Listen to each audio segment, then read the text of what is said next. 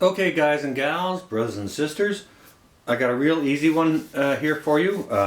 We're going to be making some pickled eggs, and this is one way that you can extend the life of your eggs. Now, we all know that we can go water glass them, in some food grade lime water.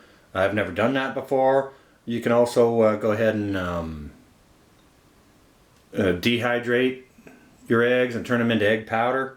And that'll make them shelf stable and store for a very long time. You go on over and see Broussard Homestead if you want to know how to dehydrate some eggs and make egg powder out of it. And they've got videos on rehydrating that egg powder as well. But I haven't done any of those things. But what I have done is I've pickled some eggs, and these will store in your fridge for like 6 months or maybe more, right? Now I have seen videos out there with people pickling eggs, and they'll store on a shelf for a couple of years. Okay, now that's not what I'm here to show you. What I'm here to show you is how I do mine. Okay, now one of the first things we're gonna do is okay, so we got our eggs here. One of the first things I'm gonna do is I'm going to go and pull a jar out of the oven. Okay,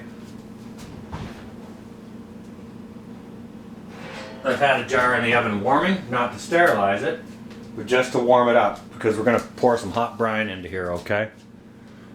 So,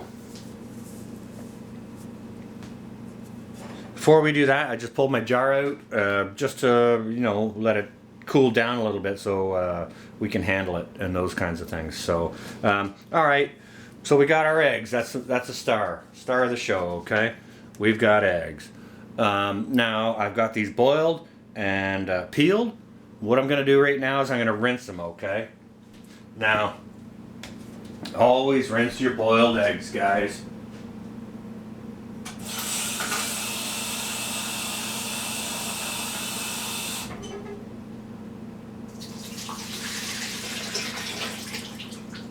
Because if any of you guys know a thing or two about I'm sure one or two of us out there have gotten to worked our morning, looking forward to lunchtime. Gonna have some egg salad sandwiches for lunch. Oh, you get to sitting down and wanting to enjoy your egg salad sandwiches, and the eggs hadn't been rinsed, and well, I don't know a person out there who enjoys eggshell salad sandwiches. Let's just put it that way, okay?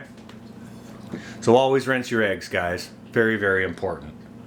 Get all those bits of shell off of there. Now you want to use old eggs for this, because new eggs are hard to peel. And you guys that raise chickens will know that. Alright. So this jar has been cooling here long enough, I think. It's still a little bit warm. I can pick it up, but I don't want to hang on to it for too long. What we're going to do is we're going to go ahead and prep our jar. There's not a whole lot of things that's going to go into this, okay? Not a whole lot of things at all. This is so simple and easy to do. And I'm just showing you guys how I do it, okay? So, first into our jar, we're going to go in with, I don't know, I got 10 or 12 peppercorns. Just leave them whole. They're alright like that. You can crush them if you want to, or, whatever, you do you. And then I've got about a dozen cloves of garlic here that I just cleaned and chopped in half. Everybody likes to chew on some pickled garlic. Well, many people do, not everyone. It's not everyone's flavor. And some fresh dill, okay? I went out to the store to buy this. I don't have any dill growing right now. It's winter here in Canada, so we don't have fresh herbs unless you keep them indoors. And dill is a big, it's a large herb. It takes up a lot of space, right? So we don't necessarily keep that.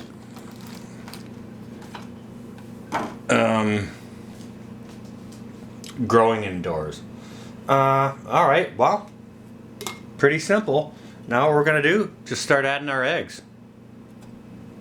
Now I got no idea how many is going to fit in here. I've never done it in this size before. This is a 1 liter container, which is just a little bit bigger than a quart. I've always done it in a half-gallon jar. And if I got eggs left over, well, then I got eggs left over. And so yeah, one quart is just a little bit bigger than, or sorry, 1 liter is just a little bit bigger than 1 quart. Looks like we're gonna get, are we gonna get all of them in there? Yeah. Let's see if I can stuff those around a little bit, maybe. Might get them all in.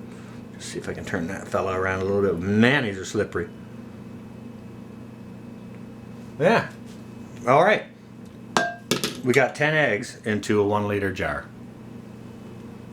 Thankfully, I only had 10 eggs left in my dozen of eggs. They've been sitting around for a while, and it's like, let's make some pickled eggs before these things get a little too long in the tooth. Now to this, I'm just gonna supplement it with a little bit of dried dill weed. And that's about, 2 teaspoons, I guess. Now, we're gonna go in with the brine. Now we'll talk about the brine here for just a little second. Now the brine is hot, which is one of the reasons why I had my jar in the oven warming up, okay? Now this brine is nothing special. It's a half just plain old distilled white vinegar. 5% acidity. Now if you've got 7% kind, you can go ahead and use that. If you've got apple cider vinegar, you can go ahead and use that. Alright. So this is just a 50-50 mix of water and vinegar.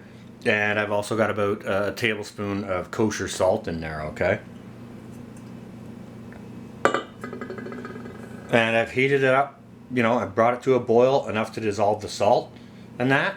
We're just going to go ahead and drop that over our eggs.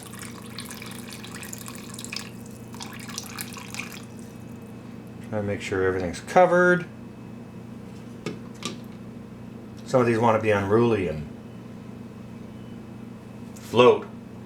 That's alright, that's fine. And you don't need to debubble this or anything.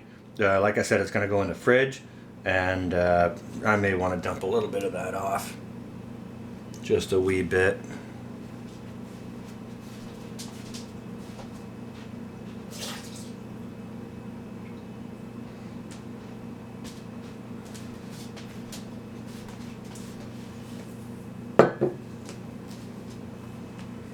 I may have to take one of those eggs out. Now, if I take one out, I wonder if the others are going to float too. You know what? We're going to take one egg out, which I will eat in short order.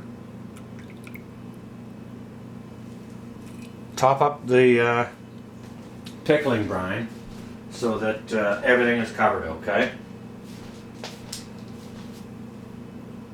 And because we're not canning or pressure canning or anything like that, I'm just going to go ahead and use this towel to clean off the rim just to make sure there's no bits. And this is cool enough that I can handle it, not too bad. So we're just going to go ahead and cover that up. We'll let it cool